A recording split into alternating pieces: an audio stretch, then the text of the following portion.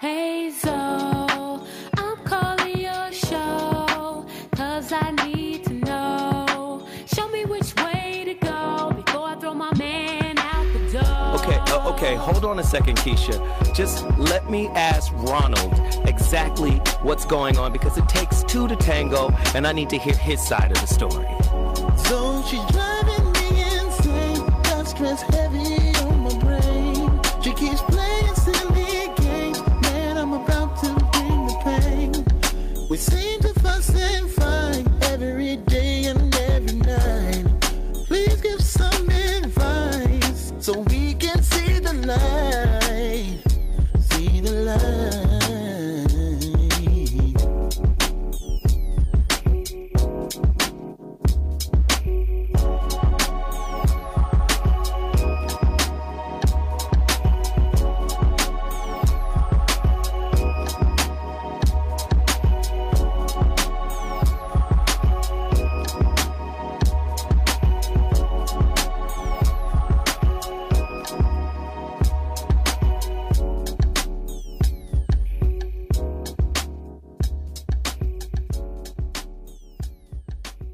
I'm ZoWilliams, the voice of reason. If your relationship is in trouble, I'm the dude to call. Has your soulmate become your cellmate? Does black love still exist? What are your bedroom turnoffs? Fantasies and fetishes. Financial infidelity. I'm dating a fat person. Are they worth the wait? Trust me, this gonna be crazy. How about the heavy stuff? The child wasn't his, and he still had to pay child support. It's a very heated topic. How was that right? Mama's baby, daddy's maybe. I just have so many questions I want to ask you. I just like to kiss a woman's ass. Is there something wrong with that? Damn. He told me he had a vasectomy. I'm pregnant. Betrayal has been committed. Hit you with the bad pipes routine. How does he maintain his humposity? He likes it when it pinches my nip. Why can't you open up, brother? I'm a karate man. Karate man rules on the inside. They don't show their weaknesses. Yeah. How do you write women so well? ZoWilliams, Reason and accountability. the voice of reason. Yeah. It's Wednesday, a.k.a. Humping Around Day. Mm-hmm. Mimi and Peaches have come in here on the dispensary side of the game. I didn't today. I'm straight today. You came in here too. I didn't smoke today though. Came in here on the dispensary side. Who, both of us? Yes. I'm always on the dispensary side, but I ain't smoked Well, yet. you know what? I just came from a funeral. One of my play brothers, he died. He got murdered. And I came straight from the funeral to the show. And when I tell you, Mimi looked like the sexiest motherfucker at the... you didn't see the whole outfit. The sexiest mourner ever. This is the sexiest mourner in the history of funeral mornings. She made the parishioners happy, though. I'm sure they all cheered up when they saw Mimi walk up to the casket. I know they said, this nigga gonna get up. Something gonna get up. Shit, he gonna wake up in this motherfucker. Hilarious. Ladies and gentlemen, you're listening to the voice of reason on Dash Talk X. I'm ZoWilliams. The Voice of Reason is a relationship platform designed to get a better understanding of what women think about relationships. Now, we're starting to see... Let me just say this, and I really don't want to say it, but I'm going to say it anyway. Uh-oh. We're at war. You know, Dick? We're at war. And one of the number one elements of war is psychological. Psychological warfare. So here we are. Black people, black men and women. We all got something negative to say about each other. Right. True. Men dogging women, women dogging men.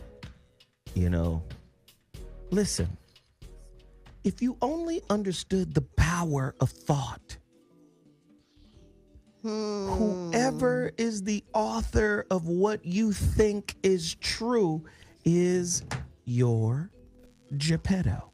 Right. Somebody meme that up right now.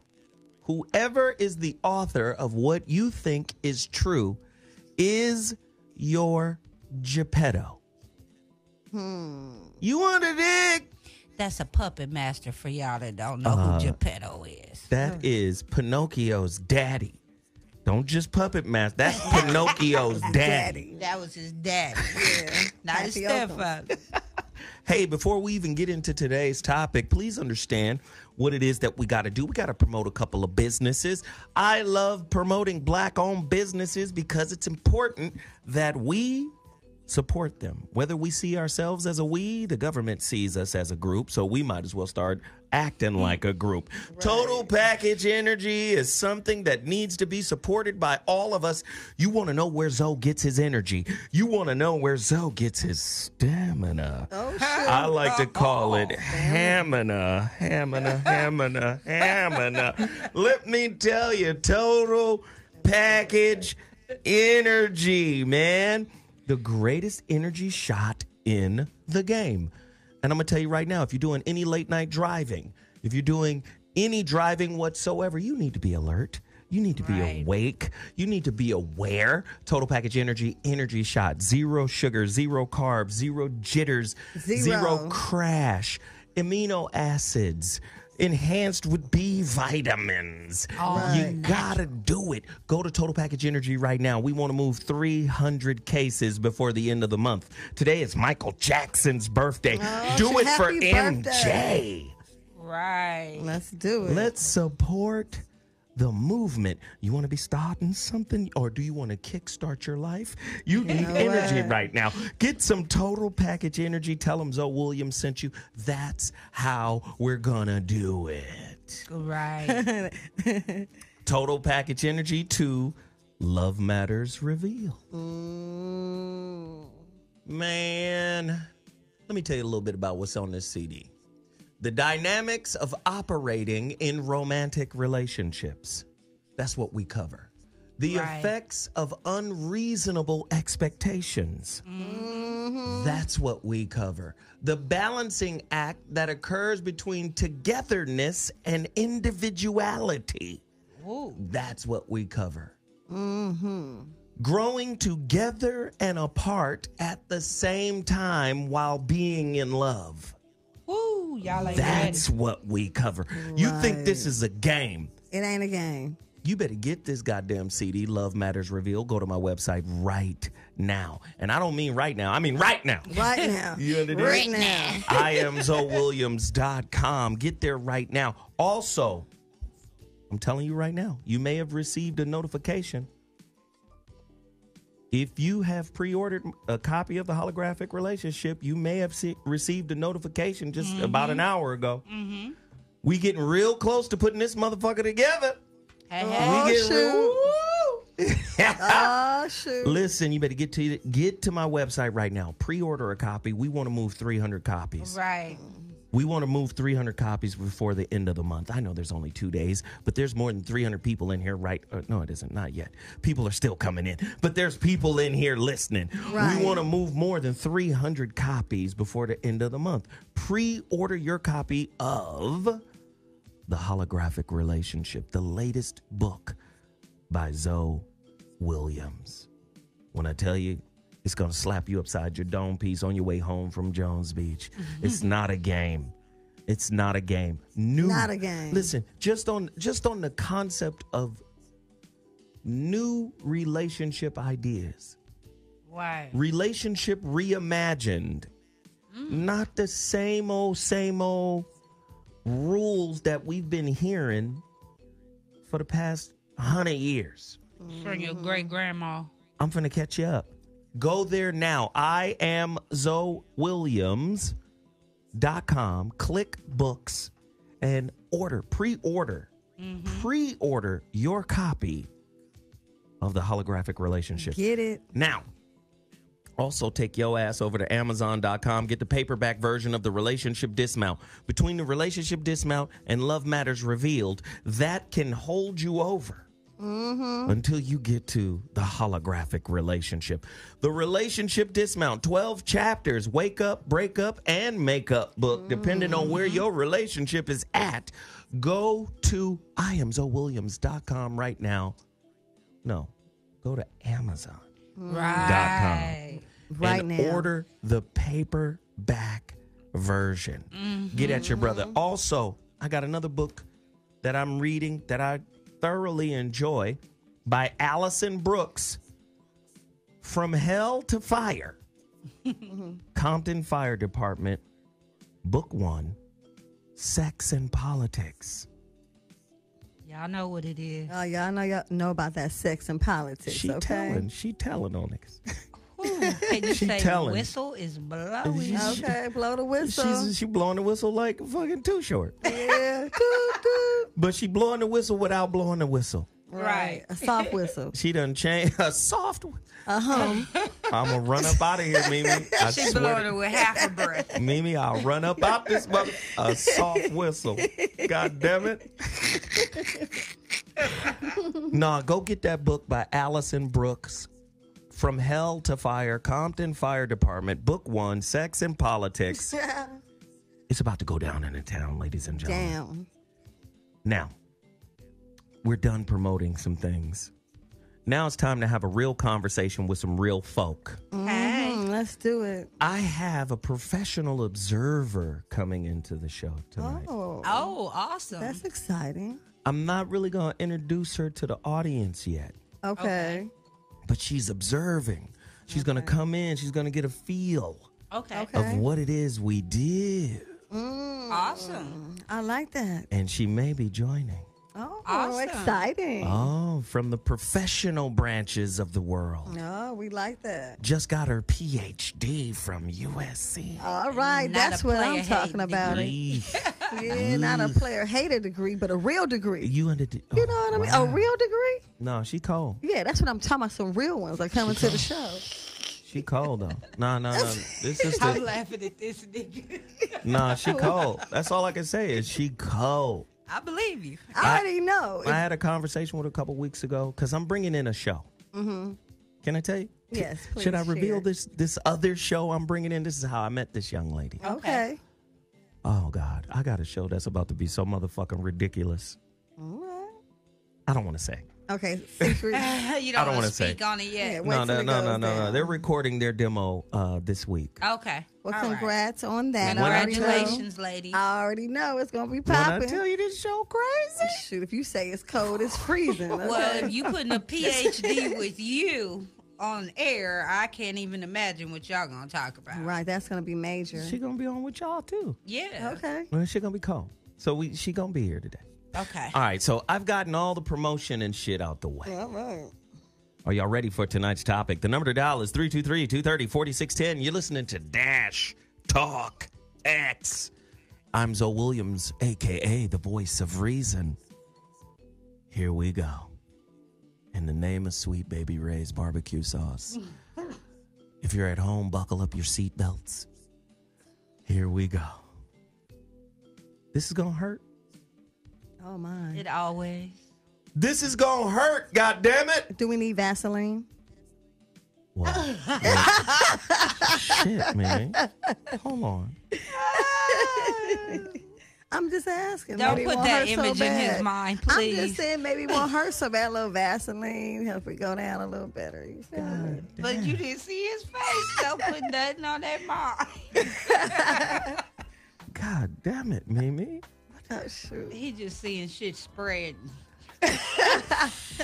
Okay, tonight's topic. Yes. Silent, listen very carefully, ladies. Silent relationship killers within the Black community.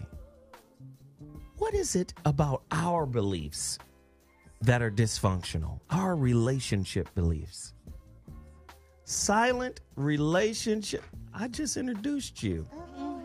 Come on in here. I just told all the fans that you would be watching. Just come on in, girl. Just come on in Don't and even have worry a about it. seat. Just throw my bag to the side. There you go. We talked about Ladies and gentlemen, the young observer that we spoke of earlier just arrived to the show. And we just talked about her getting her PhD from USC. Congratulations. You wanted That's it? right, congrats. You see how she low-key banged on us? She said, fight on real quick. You see that? Okay. Wow. What if people went to UCLA in here? I did go to UCLA. Look at her face. Oh. I didn't graduate, girl. It's okay. You know what? Wow. No, but I had I a love chance to speak to this young lady and married with kids or a kid. Perfect. 2 kids, married with kids, solid sister, smart. She asked me 386 questions when I first met her about how to do this thing. It was at least 386. She know how to dress, too. She got a cute girl. The end of it. So don't worry about her. She back there watching us All right. to get a feel of what we do. And she came at the right time because we're covering today's topic. I want you to get to your phone lines. The number to dial is 323-230-4610. Again, tonight's topic, silent relationship killers within the black community. Why? How are our relationship expectations different than that of our white counterparts? That is a Lord great question. have mercy. Can flawed relationship expectations cause a good black woman to run away from a good black man into the arms of a bad black man? Could it be some unresolved shit that you and your mama got going on Ooh, not the mama. that caused you not to see the goodness in the man before you? Not the mama. Then you run to church and wait for Jesus to drop him off, but he's already left the building Whoa. because you didn't recognize him. The number to dial, 323-230-4610. Somebody call me right now. Are black men and women grossly delusional about what it means to be in a healthy relationship? Yep. Are we delusional? Yes. Jesus, that's a tough question to ask. I always say, if all your beliefs come from a sick society, your relationship will be sick. If all your standards, if all your principles, if all your aspirations come from the belly of the beast. Wow. I'm sorry I have to do this show today, but I will. That's right. Because I believe we're at war. Yeah. And we don't have to be. Not at all. Okay, let's see. Can a black woman have a criteria for mating that really, this is going to hurt. God, I don't even want to read this question. You better read the question. Get to the phone lines right now. The number to dial is 323-230-4610. You're listening to the Voice of Reason on Dash Talk X. Jesus Christ, this is going to hurt. Sisters, I love you. Okay. Just know I didn't write this question. I ain't going to say who did. Right. Okay. But somebody wrote it. But somebody else wrote this Right, question. Right. I got to say it, though. Okay. I got to say it. Lord have mercy. I got to say it. Please forgive me, Lord. Hold on. Can a black woman have a criteria for mating that masks her racist beliefs about black men? Now, I didn't write it. I'm going to have to explain it. Yeah, because I was going to say, let's break this question down. Does a black woman mask? Does a black woman have a criteria for mating that masks her racist beliefs about black men? The number to dial is 323-230-4610. How? Because I'm of the mindset of Dr. Joy DeGruy. Okay. Black people can't be racist because black people don't have access to an infrastructure. We can't go into the bank and go, don't loan money to white people. Right. And they listen. Right. We can't go to some real estate firm and say, hey, y'all better start redlining these neighborhoods and don't let no white people in here. Right. We can't do that. Not at all. Right. We can't do nothing. But the question was intriguing because I believe we can be racist ideologically. Yeah, we can be bigots, definitely. So what I mean by that is, if your standard for a healthy relationship come from racist white people,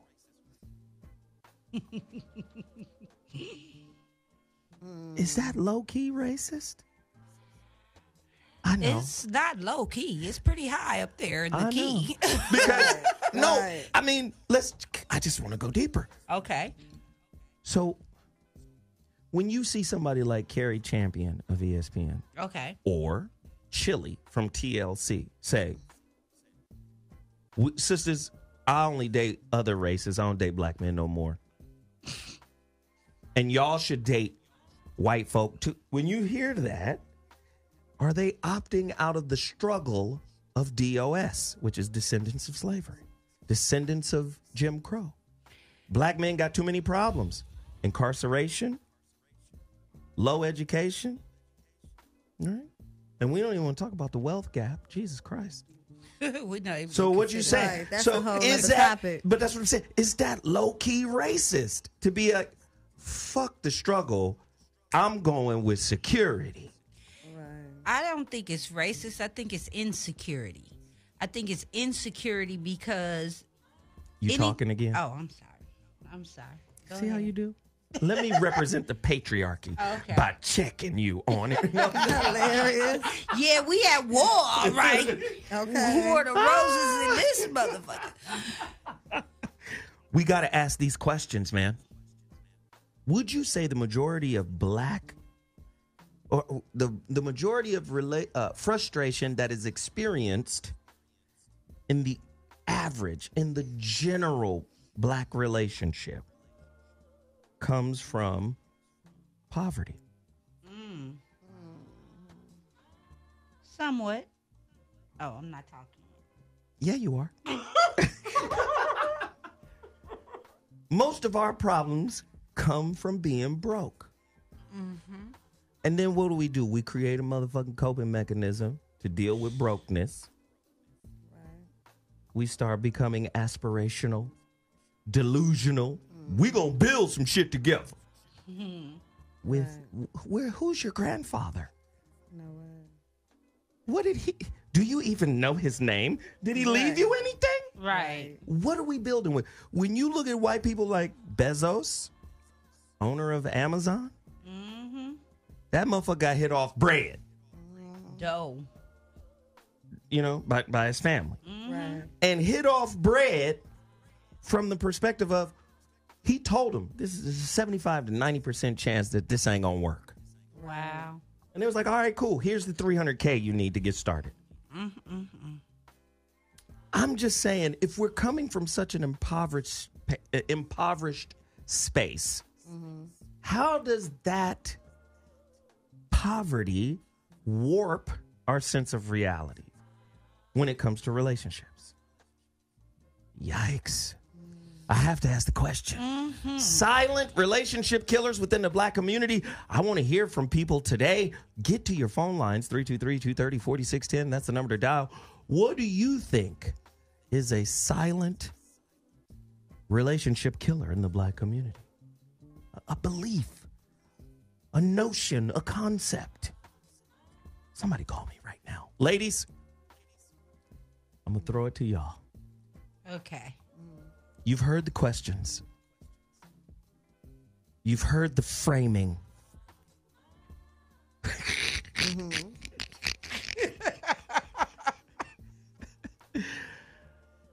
Mimi's high. I'm going to go to Peaches. You know what? Hilarious. Okay. Hilarious. Ooh, that's a lot to swallow. All of that right there. Okay. First, I want to say that I think it's not racist. It's more of a bias that women have because we were taught by racists to not love each other, first of all. like you said, if you're in a sick society, you can only pass on sickness, at least in my mind, and it's passed down from generation to generation, but from mother to daughter, from father to son, you know, and it's unfortunate that it's a slave mentality that we pass on to each other, and it does reflect in our relationships. And I think it's just, that's where it starts, at home. You have to tell your kids right and wrong when you see the behavior patterns. Like the last show we talked about my son saying trick. My daddy don't love all them tricks. I checked him because that is not a term you use towards other women. You say those women are my daddy's girlfriends. Don't use the word trick, no matter how many times you hear him say it. Don't repeat it. But that's where, if I wouldn't have checked it then, he's 32 now. Imagine what he'd be calling women today, you know? Is that on topic? Cool. Mimi, go. So I really think that a lot of it is systematic. I mean, I feel like even back in the Jim Crow, you know, you got to keep in mind that they had set up something for us to be against each other. So black people, dark skin, sometimes don't like light skin. You got colored hair. You got different things. People in our own race are oftentimes jealous of each other.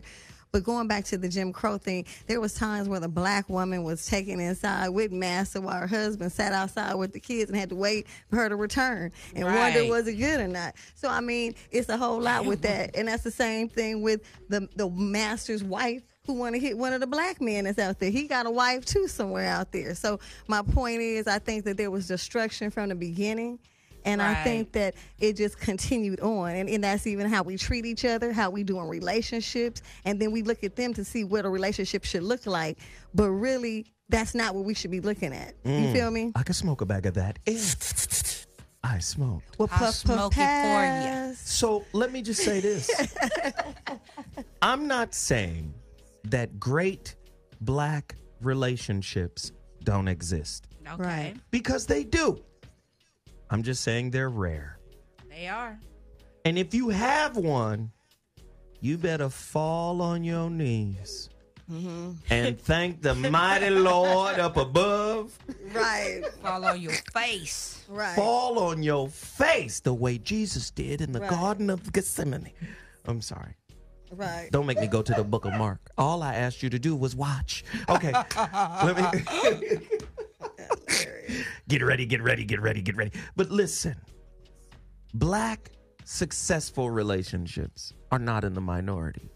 No. Or not in the majority. And the reason why is because good people are not in the majority. Good people are in the minority. If we're judging on a bell curve, you get a bunch of commoners in the center of the curve, in the center of the bell. You get the extreme weirdos to one side, the dangerous motherfuckers, and then the extremely good people to the other side. And the rest of you motherfuckers are supposed to be in a relationship with each other to kind of unpack all of the bullshit you have ignored to this point in your life. Wow. So when I look at black love and what's happening, because right now I just believe there's a gender war going on, and a lot of it has to do with the fact that we're not writing our own relationship narrative. True. A lot of successful black women are trying to fit into a white woman's box. Right. Well, you know, at 25, I should have been married, and at 27, I should have had a kid, and hey, that's just, That's not realistic. It's not where we live. Right. So you don't want to break up with your beliefs? Well, I'm not going to ask anybody to date me. Well, obviously, you have to do that. Right. You got to adjust. Right. Yeah, a lot of my friends find it really strange that I was married. I didn't know you got married. What happened to your husband? I got divorced. I got married and I got divorced, all since I saw you 10 years ago. Right. You don't know me like you think. A decade ago. I'm about to open up the phone lines, ladies and gentlemen. I have to ask my female callers to call in and explain the chicanery that is going on in the world. I have to ask, what makes a good black man? Is it swagger? Is it his tallywhacker? Is it wealth? Family background? Knowledge? All of the above. His spirituality? All that. What is Spiritual it? first. All of the above. We need to know. Phone lines are open. Number to dial is 323-230-4610. Caller, you're on the line. What's your name and where you calling from? Caller? Hello? Drop them. Caller, you're on the line. What's your name and where you calling from? Drop them. That's probably Dana. I didn't hear the wind blowing that time. Right. True or false, relationship expectations is the mother of all frustrations. True. Is it, you think? I think so, because when you expect things and they don't go your way, then you're disappointed. If you don't live expecting it, when it happens, you enjoy it. So I need to ask you guys this question. Okay. What is realistic to ask of black men today in context of today's society? What's realistic? To be there, period. You think that's realistic? I think that's realistic to be. There's nothing wrong with just being. There's nothing wrong with me cooking and you coming over. If my man is doing something creative, go do your creative thing. I have my creative space. We can be in the same space without talking to each other and do our creative things and enjoy each other's company. But see, the problem is people want to fill that space of silence with small talk that don't matter about shit, or bombarding their man with, oh, my day was messed up and these bitches at work. Men don't want to hear none of that shit.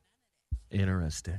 I'm just saying. I was a barber for 15 years, so one thing I did do is pay attention to what men said. I heard from Peaches that it's realistic to expect men to be there. I beg to differ. To be in the presence. I mean, just to be. To be you with just want a man to be. Yeah, just be yourself. Be there. Don't expect nothing, and nothing can be. A man cannot be in your presence, be as in being himself in your presence. He can do all of the above. When you are riddled with lies and faulty beliefs. Here you go. Oh, this just pay attention. It's gonna go on every show, girl. That's just how me and him are. When you are riddled with lies. Okay. And flawed beliefs, you are not deserving of a man who is in his... You can just be. No, you're not deserving of that. Shit. You deserve what you get. A man that can just be. Oh, so I'm just saying, if relationship, philosophically, spiritually speaking, if relationship is a mirror, because this is one of the problems I get with, people when they talk about relationships. I didn't deserve that. You deserve what you get. Yeah. And period. But what if you're in a space where you deserve a man that can be himself and can be with you without but wait a minute. expectation? So now we're at a conundrum. If you're at a space in your life that you think you've developed to such a degree that you deserve a man who is, how you get the fuckboy then?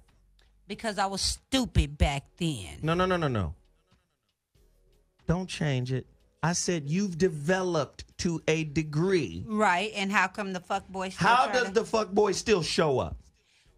I'm just a sexy motherfucker. They just want to peace. It's all physical. If men are attracted to me, I'm attracting physical men right now because I'm in a physical place. I want to fuck. I'm just not fucking. Stop. You're not making sense. I am making sense. Let me tell you how. Okay. That ain't your physicality. He might be attracted to you physically. Okay. But if you're at a certain level of spiritual awareness, you have the right to go, little boy, go away. And that's what I do. How many women say, little boy, come in and stay for the night? And have A lot of women. A lot of women do, but I'm not. God I'm damn not it. there though. I'm past that. I'm beyond that. That's why I've been celibate for little so boy, long. come in here and get some of this pussy. But see, I don't want no little boy. That happens. Does that happen? That definitely happens. And then you turn around and blame the bad experience on the person that showed up. Right. No, you brought him in. Right, and opened up the door and the legs. they open up their legs. But I'm not in that space. I'm so past that space. But unfortunately, there's too many sisters out there that are in that space because they don't know their self-worth. You got some people who know their self-worth, and then you have some narcissists out there. Okay. What about this person? True or false? A real problem in black relationships is the not perfect, so I'll pass problem. This is the notion that all of the good guys are taken and only the defective ones are available. This is a concept. There's something wrong with this nigga. To me, I was going to say. Let me just say, to me, who made you judge, lady? Your social accolades or your spiritual accolades? Right.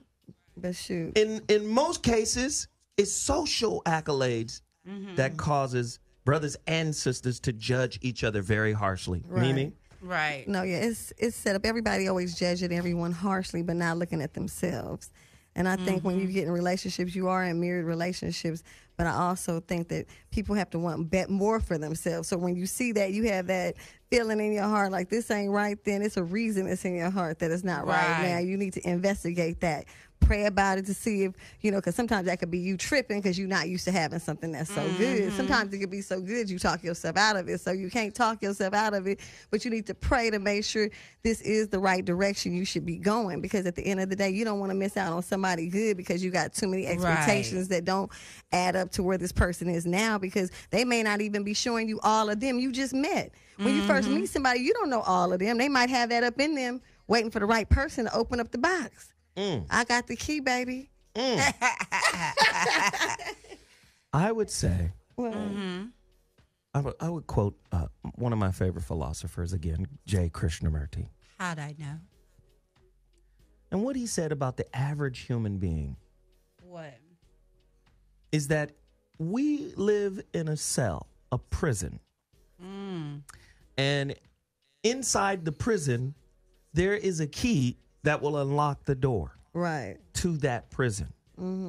But because we've identified with the prison, we tend to decorate the cell. Yeah, I've heard you say that before.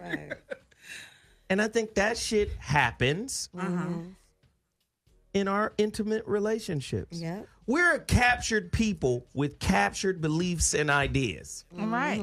And those captured concepts, those second-class concepts, trickle down to how we build our relationships ideologically, in my opinion. Yeah. Find 3 beliefs.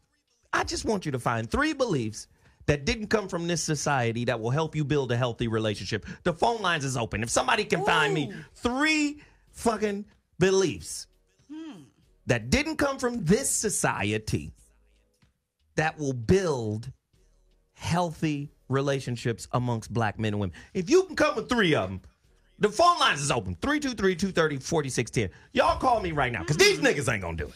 I'm thinking hard, too. 3 that didn't come from this society. That didn't come from the culture you were born in.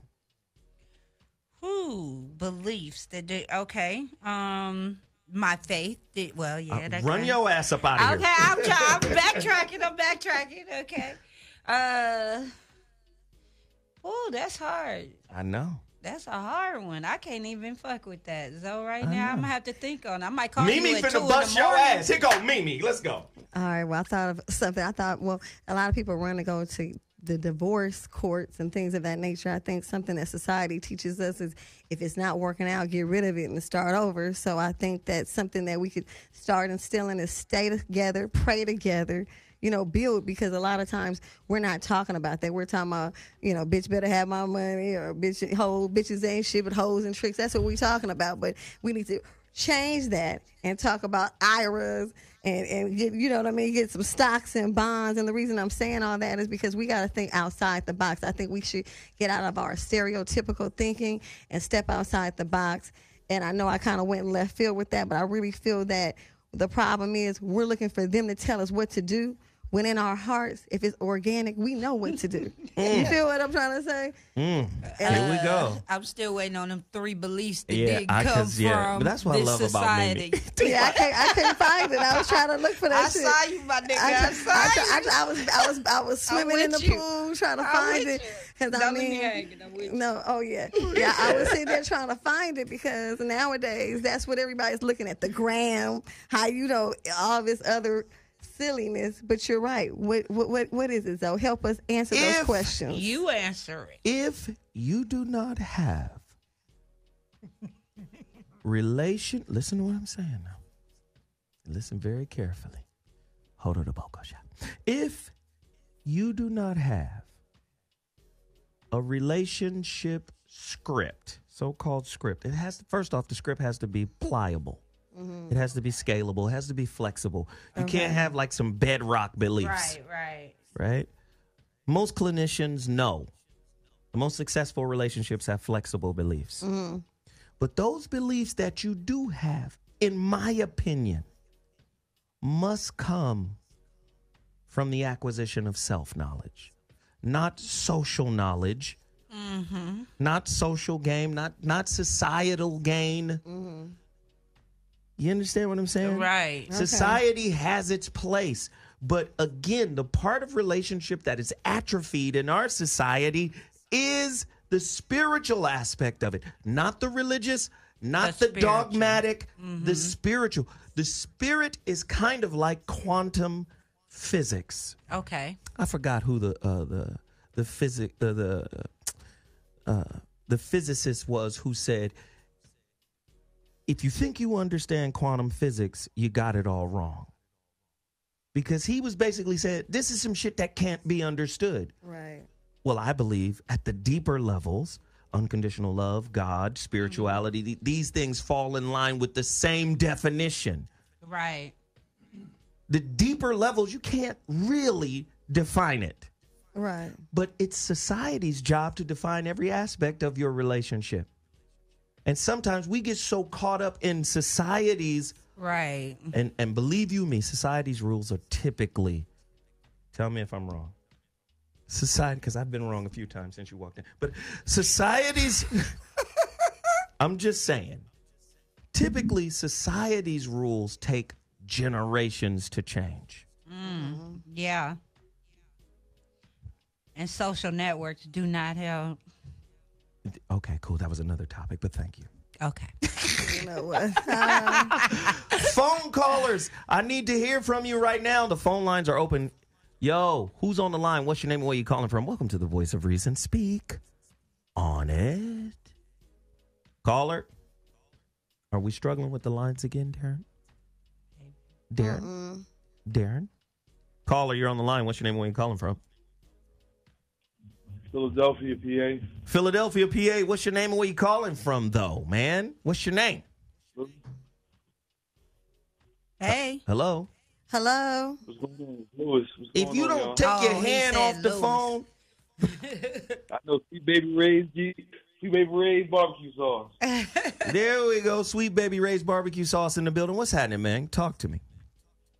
I feel like with the relationships, something that's outside of the norm is where you spend your time in the workplace. Is like your boss or your coworkers getting involved in your relationship to find someone that is more compatible with you because they see how you work through problems, goal-orientated and all that good stuff.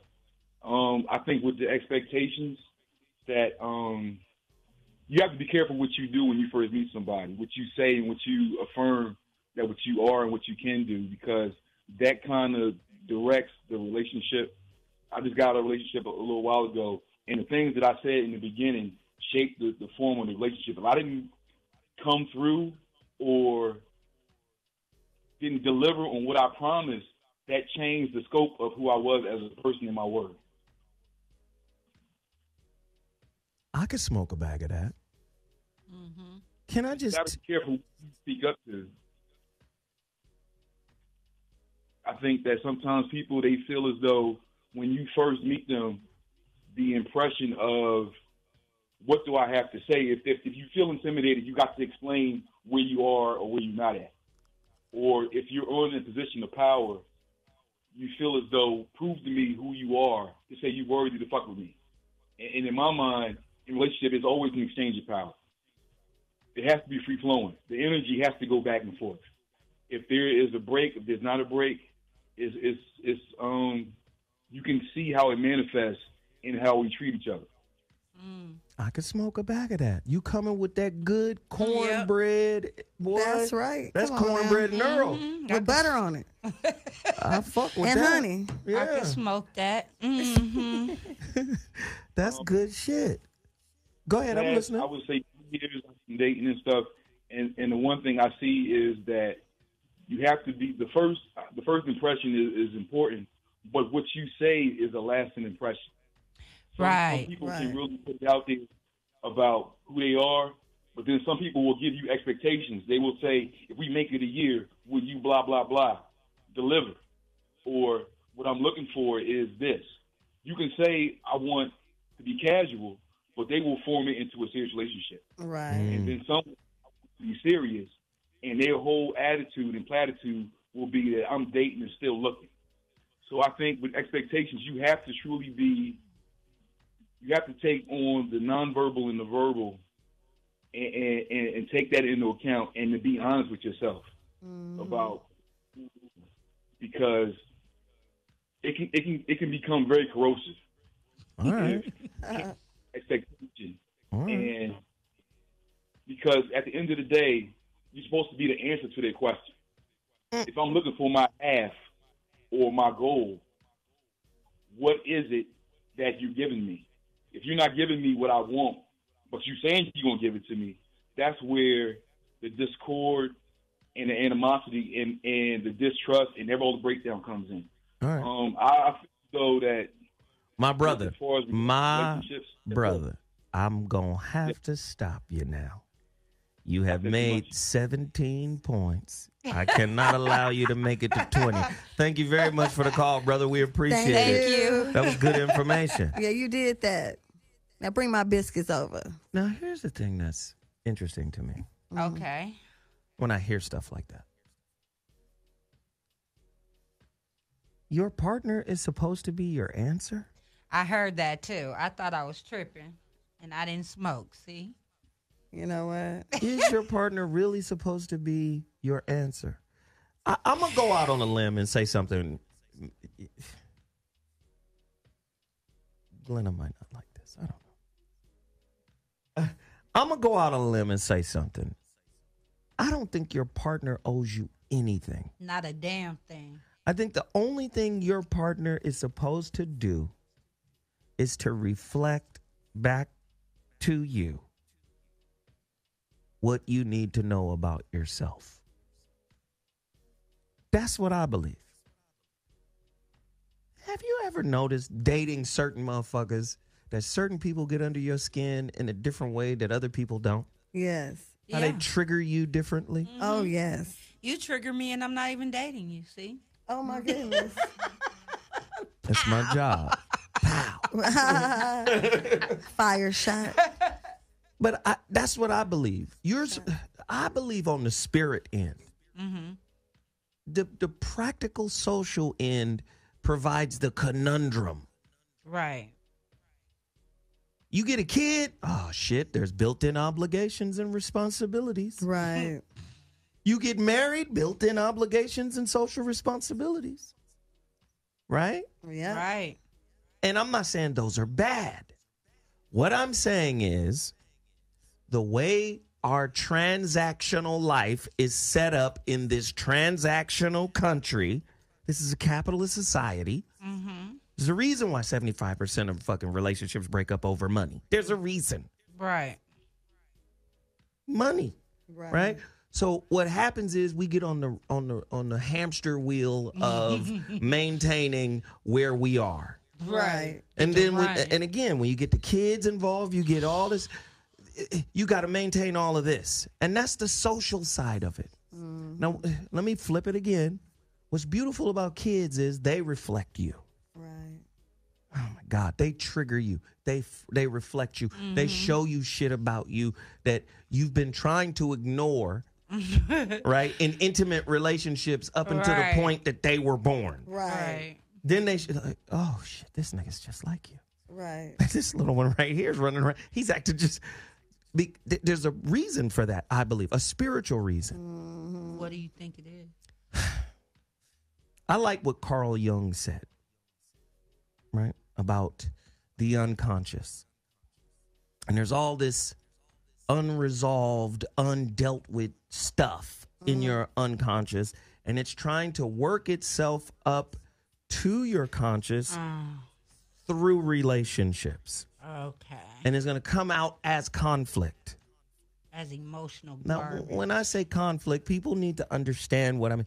I'm not saying stay in a relationship where a nigga got you in the headlock. Right. Yeah, don't do that, ladies. Can Or we gentlemen. understand? So let's be clear. He's Right. not Harpo saying beat her. Yeah. Okay? A nigga got you in the headlock. Leave them. Leave us. You on the kitchen floor in a figure 4 headlock. You got to get the fuck up out. Right. Right. That's what I'm saying. But I'm saying if the man or the woman is challenging you and you find yourself self-reflecting, Right. and that's uncomfortable, and then you opt to leave. To me, you're a child playing at relationships. Right. Because you're not taking the time you need to put into it. I just believe intimate relationships are about self-revelation. Right. And self-revelation is about self-actualization. I believe that. Yeah.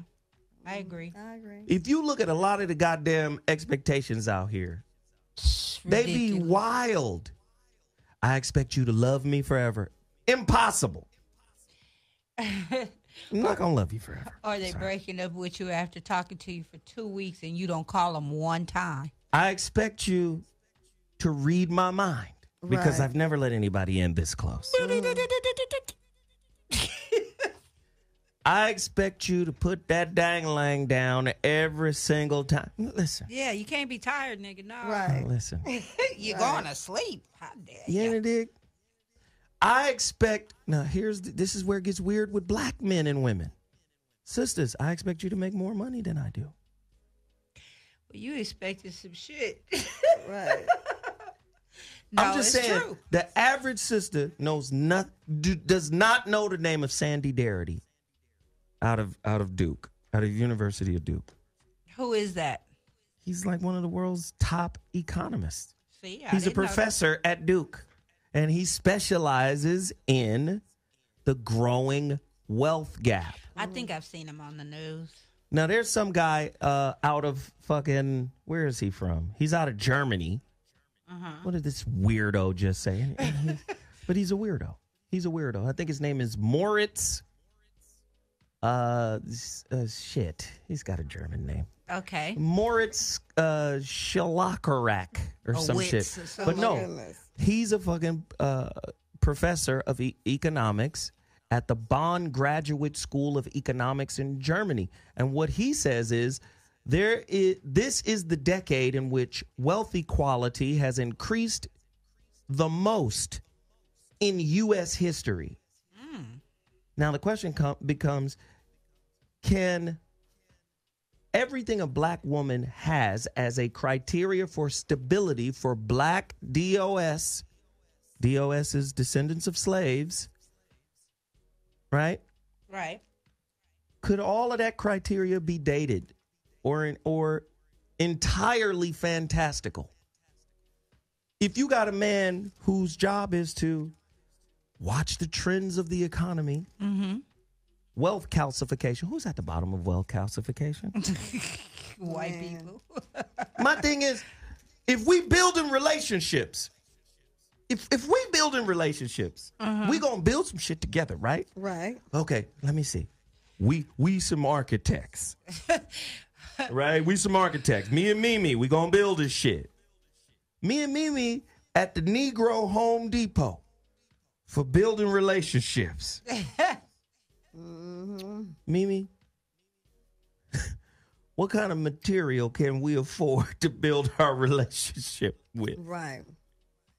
Nigga, we playing pachanga because we ain't building shit. We playing How about Jenga. that? We playing pachanga. I'm just saying that's what we building around here. All I'm Why? saying is, in order to build, I heard this lady, her name was Isis. Okay. She said one of the most profound spiritual things I had ever heard in my life. She said, in order to have what you want, you must first learn to want what you already have. Wow. That's To me, we don't want each other. but we want something great. Right. And we think by accumulating something great externally, we will somehow be happy. What was the name again? I'm going to look that up. Her name was Isis. She said, in order to have what you want, you must first learn to want what you already have. That's some real shit right there. Real talk. So when I hear sisters like Chili and other leave the brothers, they leaving us, we leave for different reasons.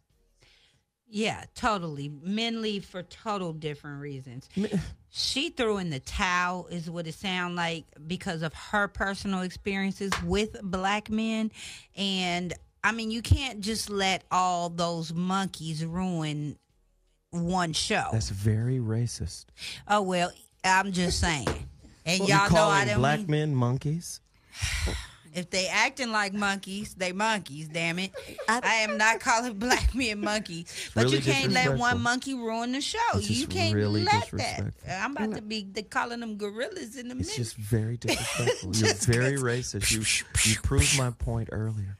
Go ahead, Mimi. I think if you like somebody organically and they're of the opposite, another nationality and things of that nature, that's cool. I think that's fine. Yeah, I just think it's a fine. problem if you have it in your mind, like I don't date any type of person, but this type of person, and that's it and that's all. And all you have to say is something negative about that race.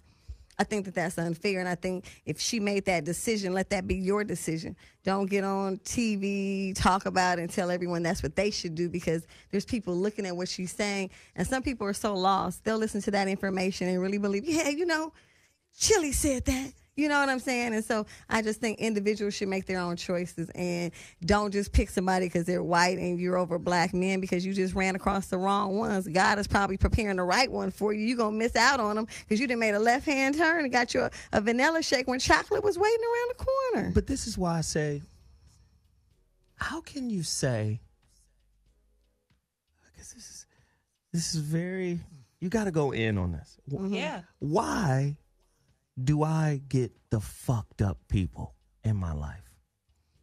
Yeah, I think nobody really asked that question. You have to ask yourself that question and see. I think what Chili's problem is she probably didn't know that she could get just as good of a penis somewhere else and got a hold to let me tell you something right now. It may not even be good. I'm just saying in her mind. Let me tell you something right now. Let me tell you something right now. Ain't no dick better than the black man. I know that. The black man lays it down, baby. Let me tell you something right now. The pipe. Hold on. Let me tell you something right now. You've been talking too much. Leave. I want you to push back from the table because you've been cutting the fuck up now. Mimi, I'm going to tell you why. Can I finish what I was going to say? Hell no. Don't you say another. Because I insulted the black man's dick. You know what? You done start talking about swipes. Listen, no. You don't get to finish that. She didn't know it was another one out there. I think Mimi is on to something. Okay. I believe love is ubiquitous. Yes. You can find it anywhere. Organically. Yes. But if you trying to date somebody to escape your racial and social status. Right. We got to ask, are those type of black women racist towards black men? Yes. And they have a negative attitude towards them. Oh, there's those people. They even call them those and days. Yeah. So what I'm saying is, and I'm not agreeing. saying, and listen, I'm not saying there are some black men out there that do the same thing. Oh, no, they do. There's some black men out there to be like, oh, God. It's a whole state of them called Washington. I know a lot of them like saying. That. Washington and Oregon. They up there, all right. I'm just saying. Peaches. You know I'm not lying. That's why you start laughing. Phone lines are open. The number to dial is 323-230-4610. Caller, you're on the line with the voice of reason. What's your name and where you calling from? Speak on it.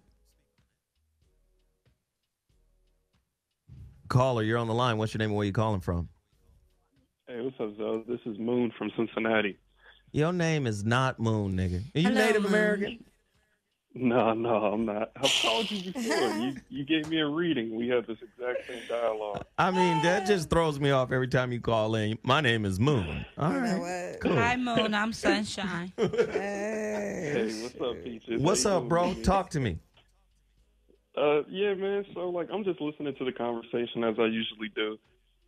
And I definitely agree with the topic. Like, I do sort of feel like our environment has changed, you know, how we perceive one another and all that.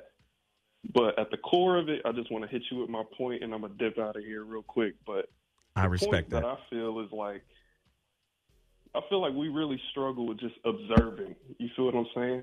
As a people, I feel like we really struggle with just letting things be, whether it's your mate, whether it's your sibling, whether it's your parent, like just observing in general. You know, it's like we're very reactionary. You know, Stokely Carmichael talked about this later in his life after he changed his name, just talking about changing the unconscious mind to the conscious.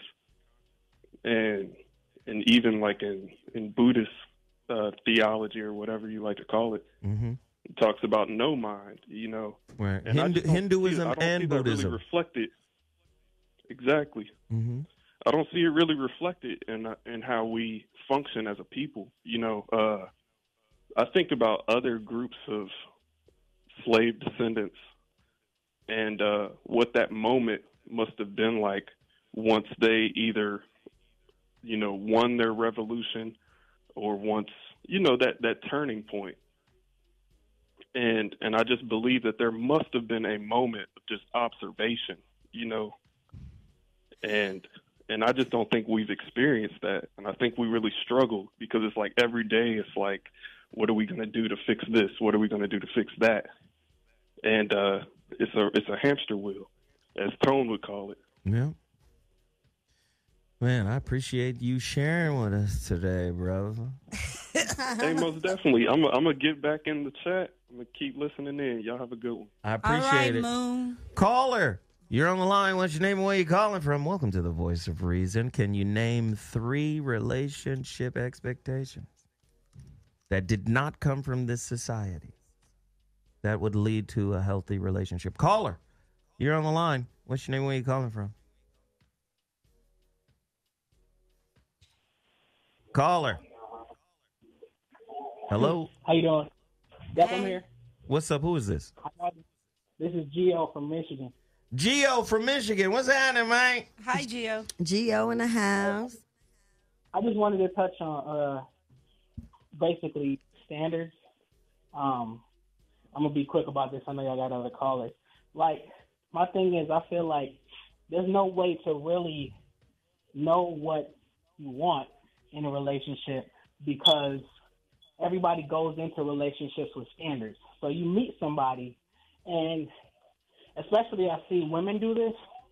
They meet somebody and they're trying to mold them into this picture of what they want, and then they get what they want, and they don't really like it because they didn't know what they wanted in the first place.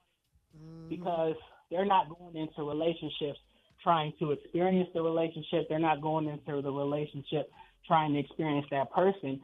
They set these standards before they even get into the relationship, and then things go bad because they're not trying to grow with the relationship. They're not trying to grow with the person.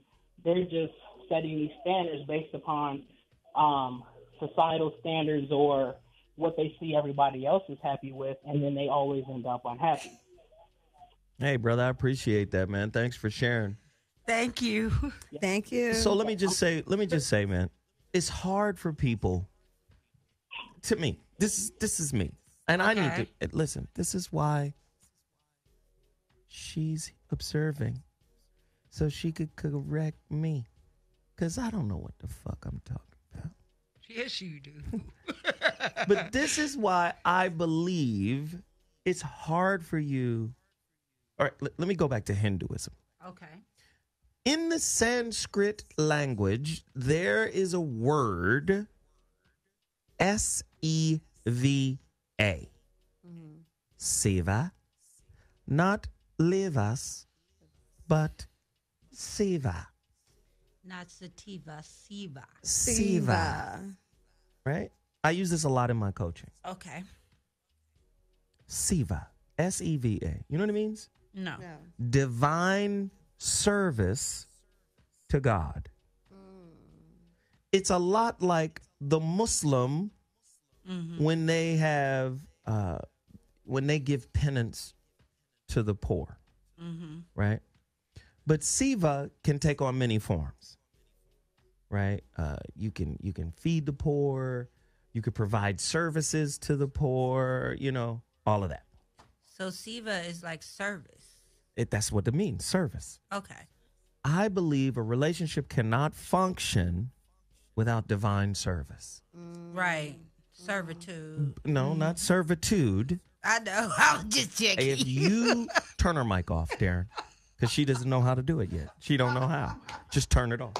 That's what I need my man to be serving. Turn him off.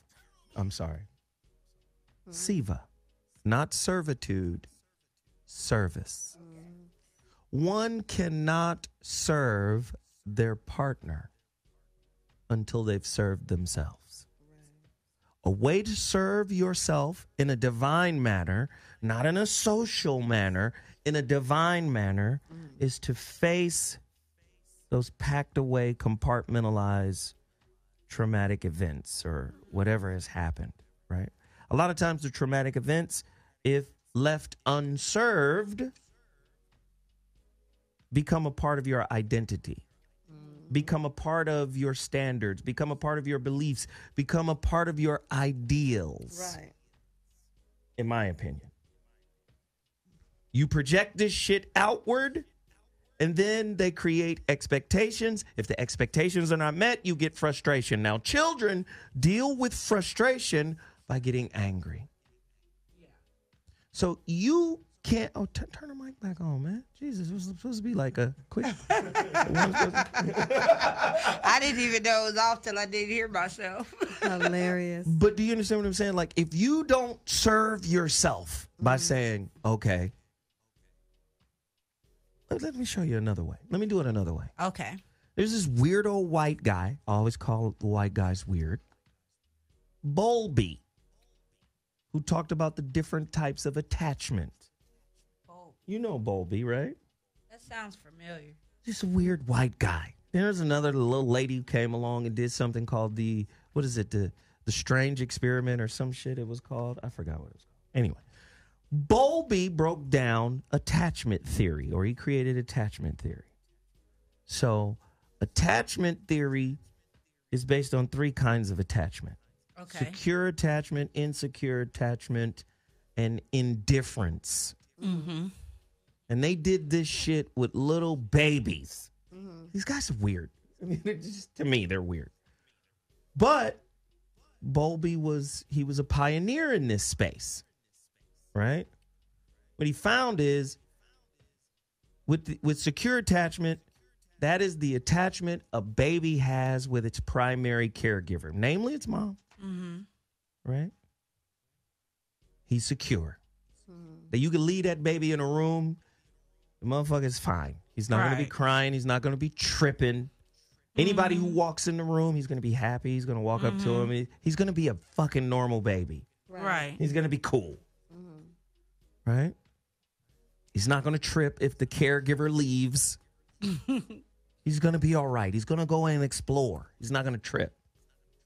I think I'm doing this right. You tell me. Tell me if I'm wrong. Okay.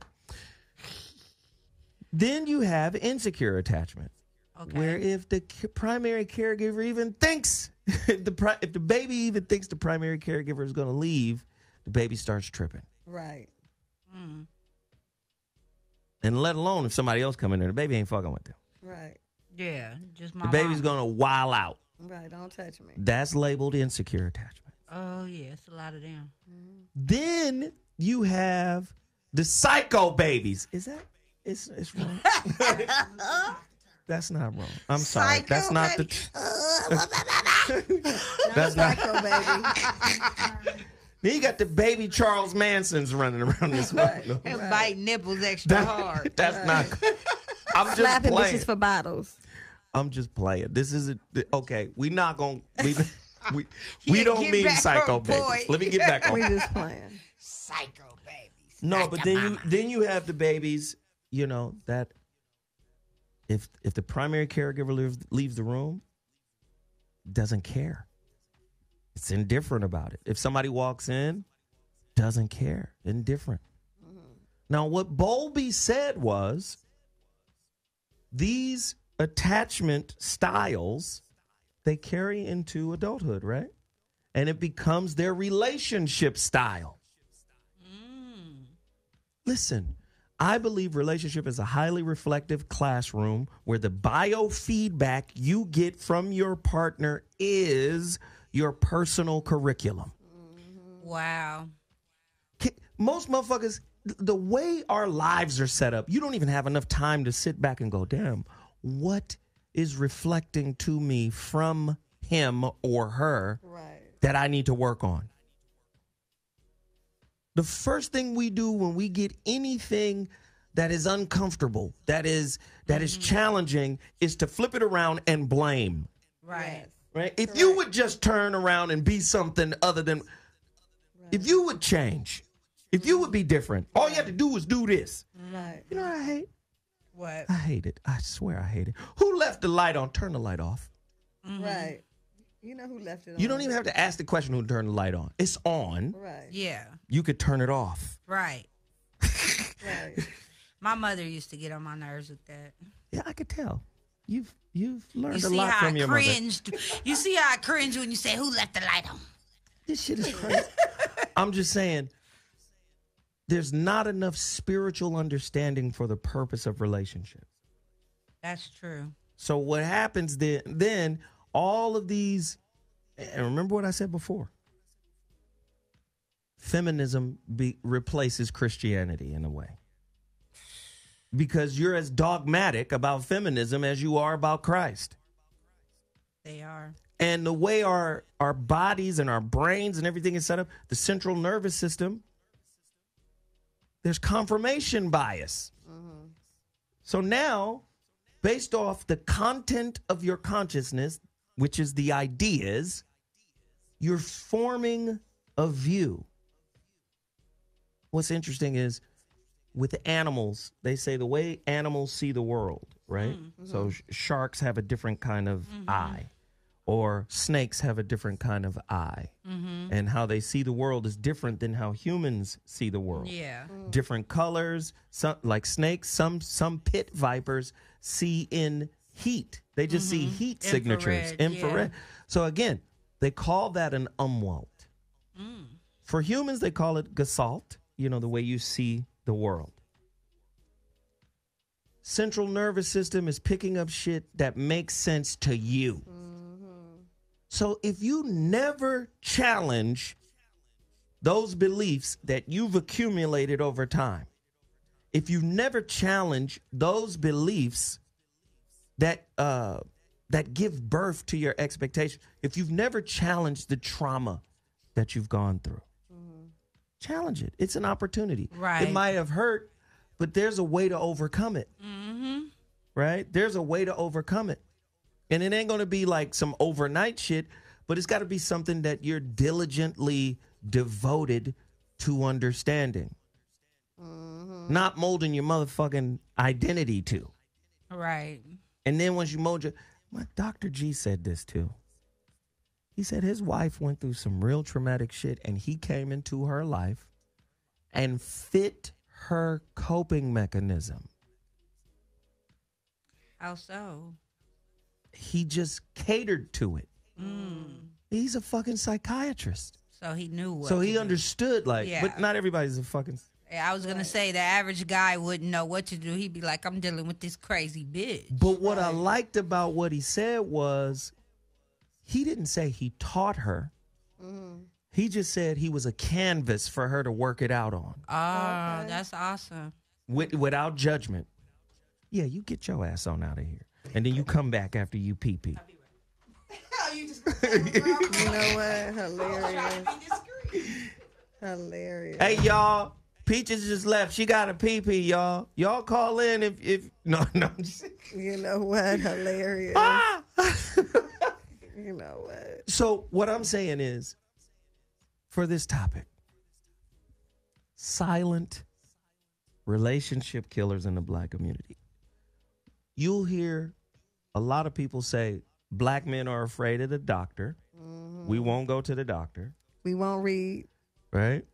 You'll hear a lot of black women and men saying we won't go to therapy. Mm-hmm. Right? Mm-hmm. Okay, so if we're not going to the doctor, we're not going to the therapist, we fucking skeptical of everything, how do we know the impact of society, right, on our relationship beliefs? For black people, we've just become ambitious. For the most part, let's just make money. Money will figure everything out for us. Right, right. I'm not going to no motherfucking therapist. Right. I'm not going to do that. We're going to work this shit out at home. Right. Or at bread. church. Mm-hmm. Sometimes some of the preachers be trying to do therapy. Right. Well, Jesus told me, if a nigga ever came at me with Jesus told me, you have ruined all of your credentials with me. Right. Not God told me. Jesus told him. Jesus himself told me to tell you, nigga, I choke your That ass. was the devil disguised as Jesus. Yeah. Amen. But do you see what I'm saying? Yes. There are a lot of beliefs that we have. There are a lot of standards that we have. We talked about this before. We did. About how there are mothers out there who are telling their daughters, you better get something for your pussy. Yeah. I was raised by one. That's transactional. You teaching your daughter to be a pussy ATM? Yeah, basically. Yeah. And then we going to flip it around and say, well, a good man would look after this one. But wait, right. The whole shit is transactional. Mm-hmm. Or they don't understand how their daughter became a stripper. Do you understand? Or whatever she became. So if we don't reconcile what's wrong with our our relationship beliefs, then I believe we can't start there. I think we have to reconcile what's wrong with the beliefs of the society in which we're born into. Because this is where we get our social game rules. Mm-hmm. So you got social game rules, then you got religious game rules, then you got parental game rules, then you got neighborhood game rules. All in one. Right. Who wrote you? Don't even have spiritual game rules. You think you do, but you don't.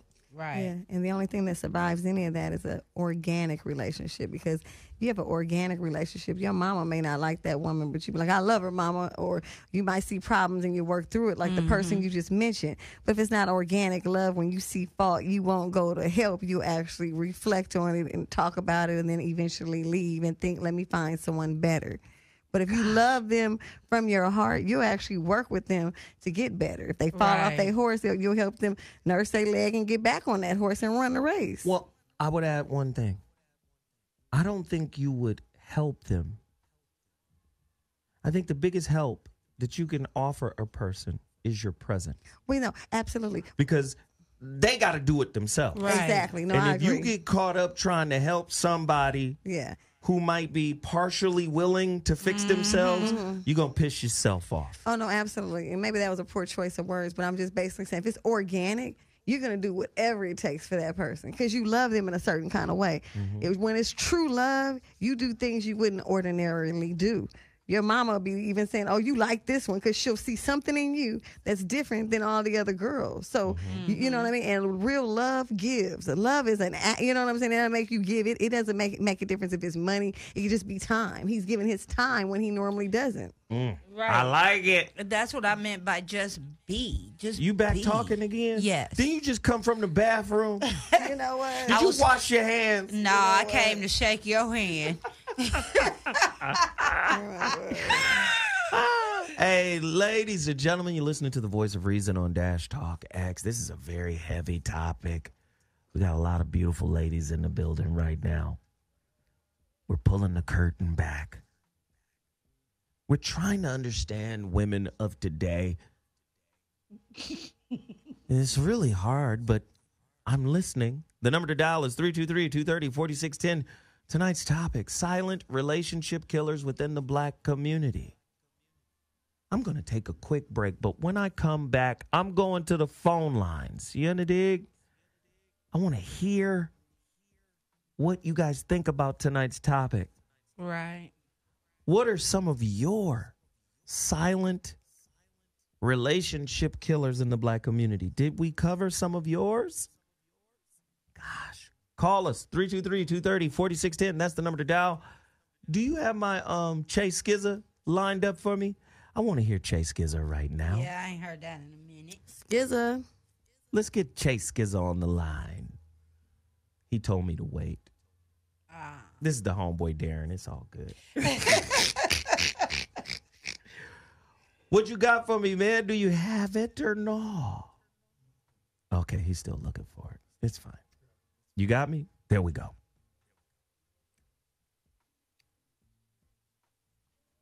And dead air. All right, never mind. Callers, you're on the line. Welcome to the Voice of Reason. Darren is at his best, my good friend. He might have smoked some of that good. Darren be high too. What up, caller? You're on the line. What's your name? Where are you calling from? This is Dee from Cincinnati. Hey. Dee from Cincinnati. Welcome to the Voice of Reason. Hey, Dee. Talk to us, Dee. Okay.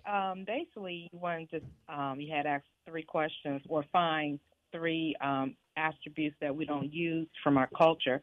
Like an Indian friend of mine, they say they don't believe in divorce, and when they have problems, the family come together and they sit at the table and they work it out. So basically, They take the elders and find ways to work it out, and they hold them accountable for working things out. So that was that we possibly can start helping one another. So then another way I was thinking is we do have a lot of relationship problems, and nothing is wrong with coaching or getting a counselor for relationships. So, and just be honest, hey, we don't know how to work these things out, and we need help. And nothing wrong with that. I think that's strength. When you say, hey, we need help, because you bring in 2 different individuals together and trying to mesh them together. And sometimes, and a lot of times, that doesn't work because we don't know how to, and nothing wrong with that. And then the third, I don't know how to exactly word it, but I think being transparent, we're fearful of being transparent and honest because you're going to show yourself eventually anyway. So you might as well just be up front, show who you are, because we're not looking for everybody. All you need is that one person. Right. Everybody. Yes, keep going. Yes, keep going. I love it. Keep going. You're doing it. So the thing about it, I just need one person, and I don't need everybody else to tell me how to run my relationship. It's between the 2 of us. Hey, if I'm better mowing the lawn and working outside and he's better at cooking, then let's do this. This is what works for us, So we don't have to have these roles. And also when we're working together. And so we need to be more realistic because basically 45% of our black men are unemployed. So it's not so much of who's supporting who. If we're putting our money together, we can do more together than apart. And so when we have problems, instead of thinking, oh, well, you don't tell me what to do or you don't talk to me this way, this and that, how are we going to solve this to bring us closer together? That should be our commitment. Okay, we don't agree, but what middle ground are we going to come to bring us closer together? Hey, I could smoke all of that. A pound of it. Good looking, baby girl. That's right. Good looking, D. Ohio in the building. If you want to bring your city into the building, all you got to do is call 323-230-4610. Thank you so much, D, for that information. We appreciate it. Caller, you're on the line. What's your name and where you calling from? Speak to me.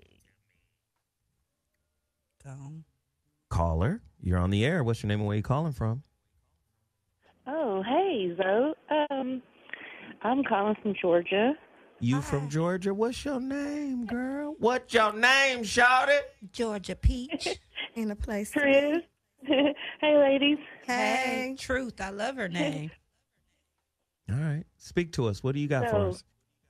Well, this is probably going to ruffle probably your feathers a little bit. So maybe transactional relationships, right? Are we supposed to just sleep with y'all for free? Oh, I love it. Are we supposed to sleep with y'all for free? According to my mama, hell no. Wow. This is amazing. I love it. You're not being rhetorical, are you? No, I'm not. Seriously, I'm so serious. Yeah. This is beautiful. You want me to answer that right now? Well, I could add some more to it, but you can answer if you want to. What do you want me to do? Add to it, girl. Add to it. Okay. And then, listen, she's talking to me now. Okay. I'm going to get this belt out for you. You're going to learn the rules. You understand me now? Yes, sir. He talking to me, girl. All right, go ahead. Finish your statement, love. So, at the end of the day, if a woman has a bottom line, I can appreciate spirituality that you're bringing and conversation, intellect, and growth. But I'm going to still need that money, too, though. Wow. Which has the most importance to you? Probably money, because I feel like I'm kind of okay spiritually. I mean, I want to still grow and stuff. But that bottom line is I'm not going to be sleeping with men just because he's a man, because he's a good guy. I mean, no. So if he has money and he's not so much of a good guy, is that still a good catch? He has money. He's not a good guy. I said not so much of a good guy. He got asshole ways. Yeah. He's still decent. He still can be in the running. Yeah, because you could sleep with some assholes for free.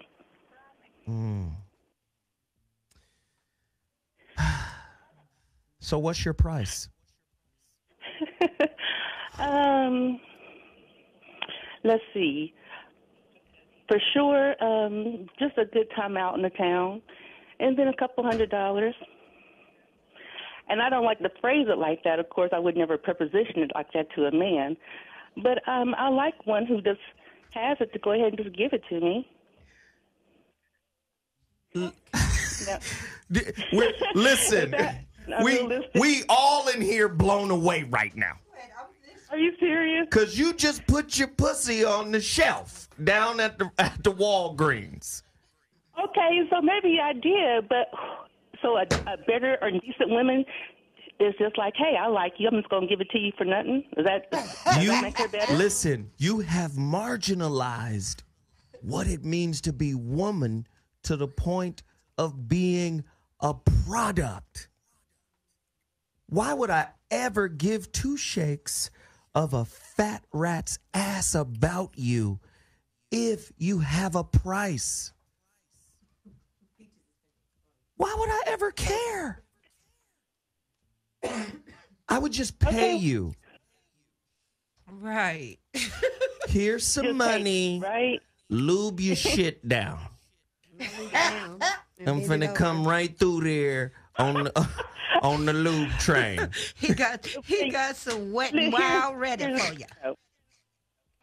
If really, honestly, if men do not love women, the woman that he is with, like her, understand her, he's not doing her nothing anyway in terms of in the bedroom. You have to get to know me to know what turns me on and what's going to make me even have an orgasm. Hold on. If you just come through my neighborhood and you want to holler at me and want to lay up with me, you don't know me that well to love me, so you're not going to make me even come. So listen, what I look like sitting on the edge of the bed with a hot pussy and left and I ain't got nothing for it. Baby girl, if a woman puts a price on her interaction with a man, if a woman puts a price on her interaction with a man, can we truly say she loves herself And can we say she is deserving of love? I'm just asking. Wow. I don't think she's a fool, because you got some women who doing it like you're suggesting. Have a good brother come through with a good conversation, and some spirituality. But she ain't getting nothing if you still leaving like you just left me. At least I got a couple $100. Honey, oh my God. But you know what, though? I ain't got no man. I'm just talking. My philosophy ain't working for me neither. Wow. I have to ask more because this is so powerful. This is such powerful shit. Gosh. Okay. But I don't want to be single and stupid, though. Are you listening to yourself, though? Yes, sir. But do you hear what you're saying about yourself, about your self-worth? Do you hear that? I feel like, just long as I get something out of it. Did you hear that? So, I'm supposed to lay up with a man and give away my body for nothing? Let me just say this. In terms of a real relationship, in terms of a healthy relationship, there is a natural, organic flow, a reciprocity that goes on. I give of my time, you give of your time. I give of my energy, you give of your energy. I give of my presence, you give of your presence. I give of my listening, you give of your listening. I give my communication, you give. What is it called when somebody shares something really deep with you about themselves, something personal, and then that causes them to also share? Prequel. Disclosure, reciprocity. Right? Okay. So, again, these are the things that, like, for instance, if you really, as a man, if you really listen to a woman, builds oxytocin. Like, and I mean, listen, not judging, not condemning and condescending, just listening. Because women are really, really smart. A lot of times, if a woman gets to a point where she wants to open up and just spit and talk and just lay it out, she's really comfortable with you. Right. And if you listen without judgment, you tend to build a bond with that woman. Right? I'm listening to you, and everything about you does not sound like it's coming from the inside. It sounds like the outside are things that you're interested in. Something that will make you happy is what you can get out of the deal. What I'm trying to say is, what is inside of you, lady? Oh, okay. You're right, so. Because you sound empty than a motherfucker. I'm sorry. In so long that I probably am just like a shell and so guarded, because I haven't had some tender love in probably There we go. So, and I do really miss it. So I've listened to a lot of women on YouTube, a lot of guys on YouTube, and now I'm just like, well, I got to get mine. I got to get something out the deal type of thing. And on the inside, I really would like to have some intimacy and a deep, powerful connection with a man. But I just haven't had it in so long, and it seems like it's just so much game and bullshit out here. I'm just trying to keep my head above water and not get played all out the game. I got you. Now we're getting down to it. So the money's a coping mechanism. Yeah, so if they leave, at least you got the money. Say something. Exactly, Peaches and Mimi, yeah. Peaches, don't feel stupid. Peaches up. Hilarious. Yeah, so just like they can say they hit, you can say you got that bread, huh? That's interesting. I mean, because I've been on both sides. I've been in love, and he left, when we had a relationship. And then I also had, like, a transaction, as I would say. And I felt bad on both terms. I was kind of hurt on both terms, but at least I'm like, well, I'm a couple $100 to the good. I don't want to price my pussy out like that. I'm not going to do that. But I am kind of just broken on the inside in terms of just despondent to, like, there we being, go. So this is a real woman. So this is good. This is very good right here. Because at least you got to the point where you acknowledge what the real problem is, not the coping mechanism. Okay. You want to be loved, but in order to be loved, you must find something within yourself that is lovable, that is acceptable. Self-appreciation opens the door for the appreciation of others. Like if you don't get to a space where you can say to yourself, you know what, those whatever I went through, right? That I always ask people, what are the top 3 things you learned from a tumultuous relationship? Wow. About yourself. What are the top 3 things you got out of it that actually, if unpacked and dealt with, actually made you better? Right. Ooh, good gracious. Do you see what I'm saying? Yeah. And then if you can find those things, you can then turn around and say to yourself, well, you know what? That relationship, which was bad, wasn't a total waste. Right. Aha. I was able to extrapolate something that actually opened a door within me that allowed me to grow. Okay. You know what, Zoe? Mm-hmm. I've been on some little girl shit my whole life. I really do believe. You know, I've listened to your shows a lot. I've talked to you before, as a matter of fact. And I come out of the belief, really, in the core of who I am, of thinking you really don't give everything of yourself to no man. And so I don't know that I did 2 times in my life, and I was actually in love and in a relationship. But what I got out of it was don't do that shit no more. No. Let me stop you. Because you got to be able to hear shit when you saying it. You got to be able to. Hold on one second. I'm so sorry. I can't even listen. I'm sorry, baby. I'm so sorry. No, you got to be able to hear the foolishness when you're talking. Oh, okay. I want you to just listen. Hold on one second. Stay with me. You hear that music? I do, yes, Do you sir. hear it?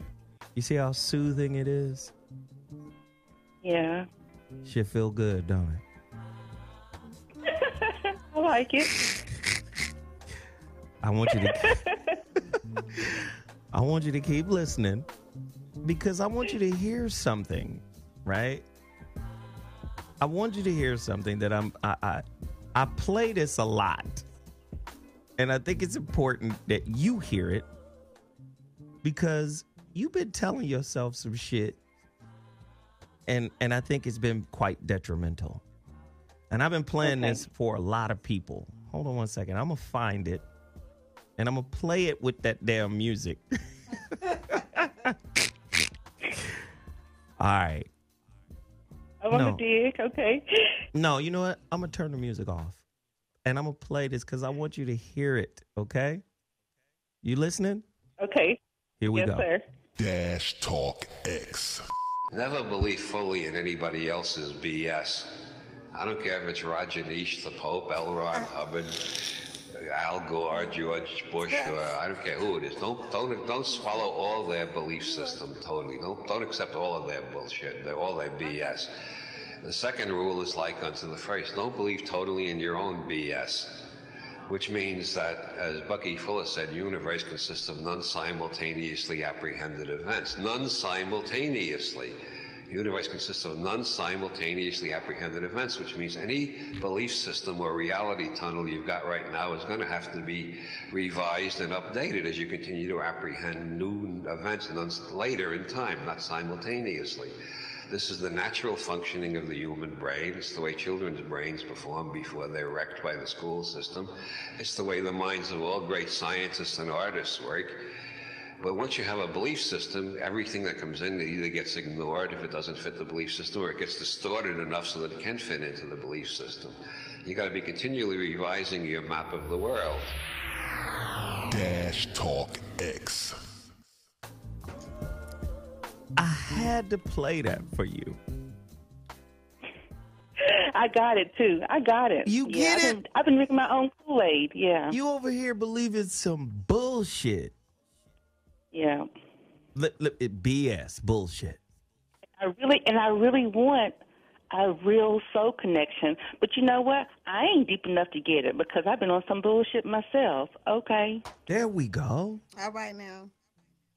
Listen. Okay. And I say this in my latest book, The Holographic Relationship. If at any point in your spirit you find a belief that you authored that says you're not enough, you're unworthy, you're going to attract a motherfucker who believes the same thing about you. You've basically, and these are your beliefs. We didn't put these beliefs in your head. These are your beliefs. You basically came on this show and said your pussy for sale. How can you attract a man who's going to think your pussy is priceless? For $200. $200, nice movie. I take me to a movie. Spend $200. Maybe go to Mr. Chow's. Get some shrimp prawns. Get some cheddar biscuits, and I make lovely relations. You know what? What? Do you get what I'm saying? Yeah, I do. I feel stupid. Yeah. Okay, well, hopefully it's a good stupid. Right. Don't feel stupid. Feel like you growing. Don't feel stupid though. Damn. Because it's not stupid. That dumb Kool-Aid I've been on. But I know you ain't gonna believe it, but I don't even be out there. I have not really priced my pussy. I just been having this philosophy of thinking, because ain't nobody asking me out, so I ain't paying nobody out nothing. But how can anybody ask you out if you ain't comfortable with you? Right. Yeah. Ask yourself out. Treat yourself. Can I ask her something though? You want to talk? Just one question. Which would you? When you get ready to go out on a date, the last person to ask you out, did you ask them what they was gonna do for you if you went out with them, or did you just say okay, let's go hang out, and it just went bad from there? It was second part. I said okay, let's just go hang out. And I don't even go out with men that I don't like I have a respect for and want to have a relationship with. So I don't just date guys for a free dinner, nothing like that. So I'm always up to having a relationship. But then I show up at some point in there and then fuck it all up. And then it's a done deal. But I'm always open for a relationship because I don't sleep with these men. But I will eventually, but it don't get that far because I didn't do something in the process to make him leave. All right, baby girl. You can't make nobody leave. They leave under their own volition. But we have to get to some of these other callers. You were quite entertaining. Georgia Peach. All right, then. Well, thank you so much. So I got my Kool-Aid. I got the message. Thank you a lot. Right. Thank you. Thank you, girl. Jesus Christ. Okay, I'll listen. Have a good night. You too. All right, baby. Don't sell them more pussy. Yeah, don't sell it, especially for a couple $100. Ask a couple G's on there or something. $200 pussy out here for sale. Right. Mm-hmm. What in the world? What you got on it? But see, her You wanna mother. go out? What you got on it? What is going on? She probably was taught that transactional thing. Like my mom used to try to put in my head, but it didn't work. But there's mothers that do that. I think she came from a place that she's dated men before that maybe she gave it out to and didn't get anything from it but a wet time. And then she's like, okay, now from moving forward, I'm going to do X, Y, Z, which is still not a good idea. But I think it came from a place where she felt played. Mm-hmm. You know what I'm saying? And like, okay, I'm going to get something the next time. Or like what Zoe said, she came from a place to where social media and all this, you hearing all these women, I'm getting mine. What you going to do? You talked about social. You talked about. He didn't say that to her, but he talked about how social. Don't say I said stuff that I didn't say, Peaches. You talked about social networks having something to do with the way people are in relationships. When did I say that? Okay, socially. It's all there. It's social. You seeing all these young. She I don't know how old she was. She sounded like she under 30 to me. I'm just saying. She could be my age. I don't know. But there's all these women online that's showing off their jewels and this and that and stuff they get from men, and she might think that's the way to do it. Let me just say this. This show has taught a lot of people a lot of things. Right. Indirectly. Mm-hmm. Because the people that are watching are pretty smart. Yes, they are. You know, the people that are watching, the people that are listening, pretty smart.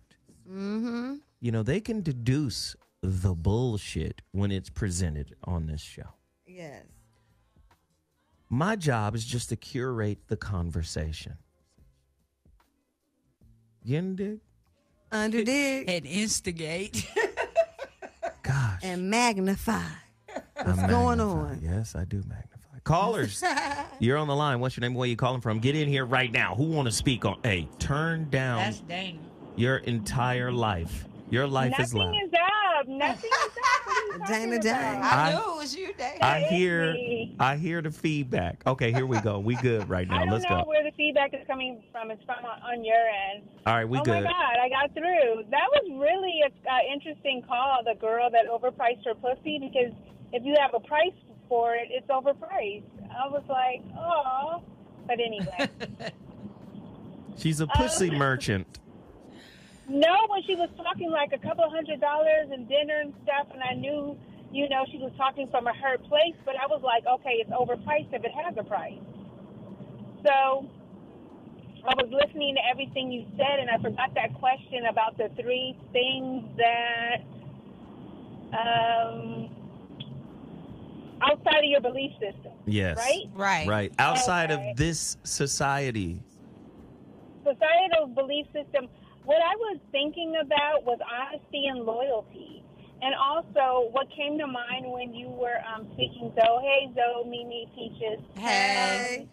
About people, I think as a society, or it's just black people, I'll speak from the black woman perspective, is we don't ask ourselves or think about why we want to be in a relationship. We're just going into these relationships wounded and hurt and unhealed. Like the last caller. And I know. Yes. Say it again. I said like the last caller. She was wounded and hurt and unhealed, and she's got a lot of work to do. I think we all do. I don't think it's just her. I think she was just upfront, or maybe she just had some things that she wanted to work out over the phone. But as I was listening to her, and I was listening to you earlier as I was on hold, I was just thinking about all of the, you know, just the situations that we put ourselves in, that we don't ask ourselves, why do we want to be in a relationship? Why are we going into this? What do we want to get out of it? What are we looking to heal? What are we looking to reconcile? And I think you touched on everything that I basically wanted to talk about. Well, we still glad you called in. Yes, Dana. I know, but it was just like, this is, you know, silent relationship killers. This is really a great topic because, you know, we relate to each other in friendships and in deeper relationships, but we don't really ask ourselves those deep questions like, do I want to be healed? Am I going to go into the situation wounded and stay wounded? Yeah. Man, that's a heavy question. That's good. Damn, question, Dana. You always got the fire. No, it's really true. It's just that we go and we go from relationship to relationship with wounds, and we acquire more wounds, and then we have, you know, children, and we pass on those wounds. And I don't think, you know, when we get in these relationships, we're thinking about the pathology of our mothers, of our grandmothers, and what they passed on to us, and what's in our DNA, and what we're taking into that next relationship without resolving or healing any of that. Wow. Wow. Yep. Wow. Totally passed on. Because I believe women can be more than just receivers. Yeah. And I think, where are you? She is in a rain sorry, forest. I'm on the 405. She is under a waterfall. The windows rolled up. It might be the bad. It might be my earpiece is bad or whatever. Dana, are you driving through the car wash in the car? No, calling us? no. The earpiece might be just like jacked up, or it might just be bad reception.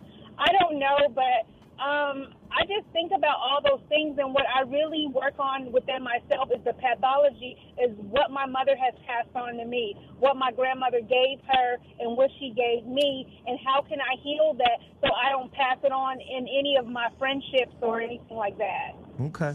Well, listen, we got to get Tone Talks in here. He wants to spit. Let's find him on there. Uh-oh. All right. Thanks, love. We appreciate it. Brace yourself for the financial storm.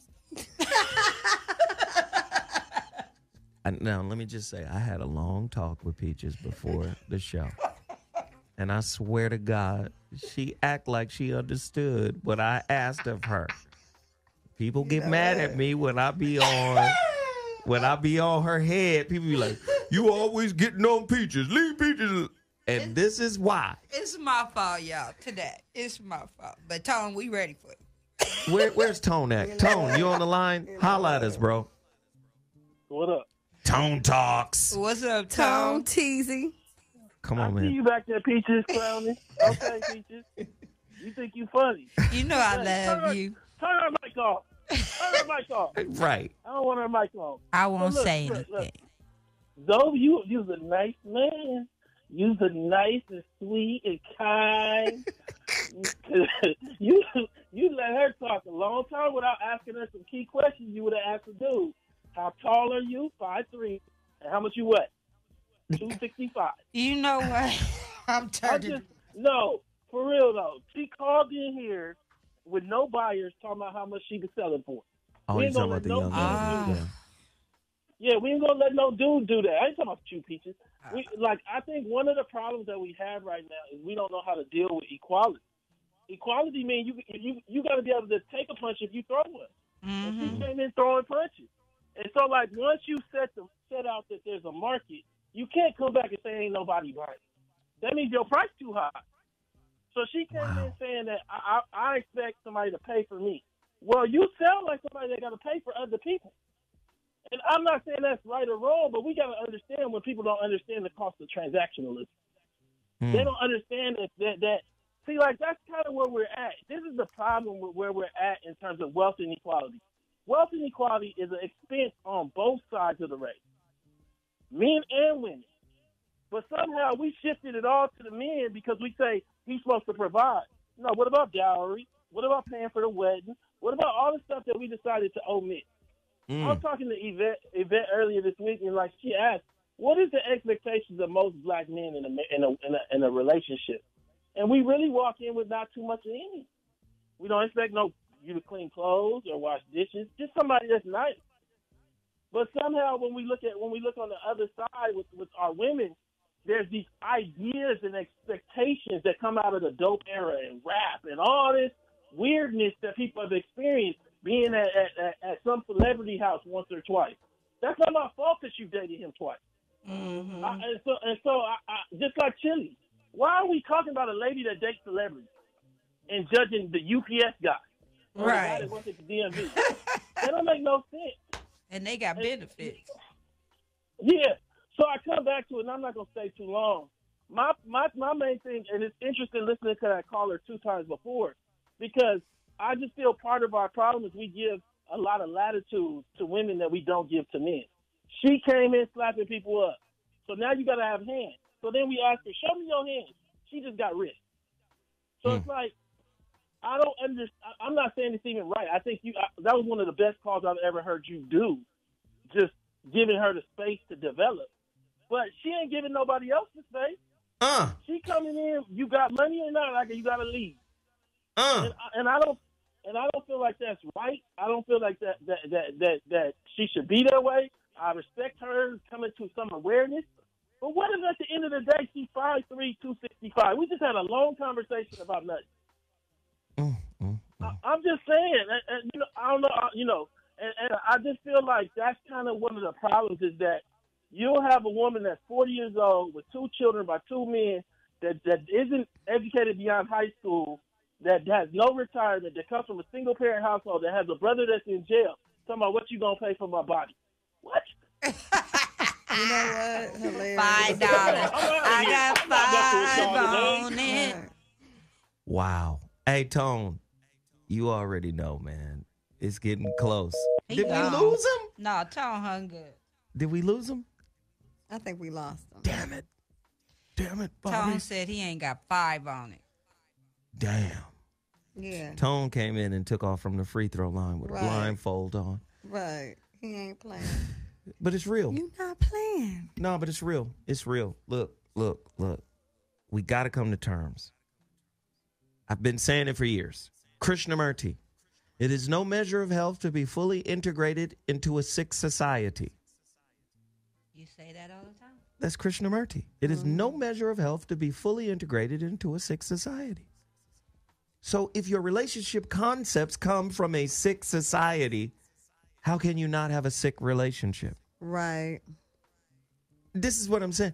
When I hear all of the feminist talk and all of the MGTOW and all the other concepts and ideas, warring concepts and ideas, the reality of it is society is ill. It is. So how are we going to develop love? How are we going to develop respect? Mutual respect, mutual understanding? How are we going to develop anything that adds to the quality of intimacy? Right? There's no consideration. No. Everything is based on stats. This is what I said. A woman, by spirit, by nature, is a giver. Mm-hmm. But society has turned her into a receiver. True that. I don't know if niggas is. It's true. Society has turned woman into, what have you done for me lately? And all I'm saying is, if you understand where black people are in America as it pertains to wealth, how can you ask him that? And when I say him, I'm not talking about all black men. I'm saying the majority of black men. Yeah. 2016, 1 out of every 5 or 4 black men were unemployed. Black men are broke, which means in a capitalist society, undateable. Right. So again, these are the social game rules I outlined earlier. You think because he's broke, he doesn't have a spiritual lesson for you? But you won't even get to that because he's broke. Can't get past Okay, I'm done. Fuck it. Jesus. We don't have all the answers. We're just here to spitball a little bit to get you to think about things. Friday, we got another. I might even do part 2 to this Friday. Yeah, I was going to say this ain't done. This is not done. We're not done. Can't be. It's not over. We'll be back Friday with another version of this show because I think it needs to happen. I think it needs to happen. Agreed. I approve this message. Yes. I appreciate everybody for tuning in. Callers, YouTube, everybody that was on the line. Thank you so much. We'll be back Friday with another Voice of Reason. All right?